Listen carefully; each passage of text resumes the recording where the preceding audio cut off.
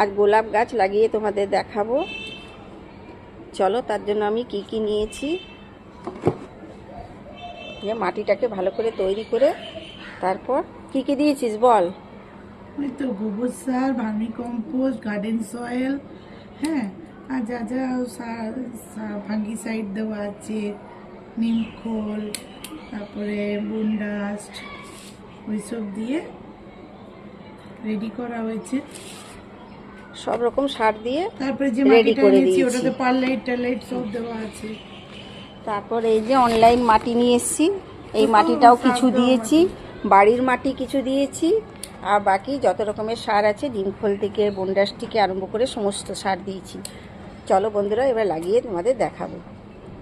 প্রথমে নিচে বালি বসিয়ে দিলাম, তারপর মাটি রেডি করে দিলাম, এরপর গাছটা লাগিয়ে নেব। গাছটা বসিয়ে দিলাম, এরপর একটু মাটি দিয়ে দেবো।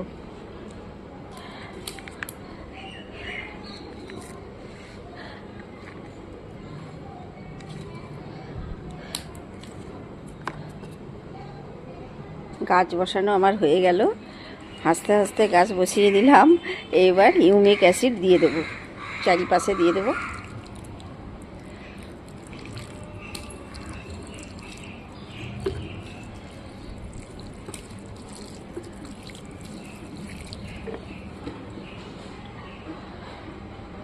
চারিপাশে দিয়ে দিলাম কালা জাদু, এটাই বলে সব দাদারা, কালা জাদু, ভাইরাও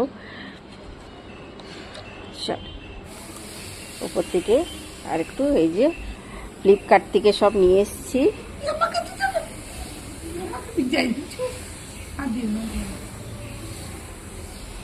বলে এমন জল দিতে যেন ট্রেনে বেরিয়ে অল্পই দেবো, নিজে নিজে যাবে, গাছ লাগিয়েছে।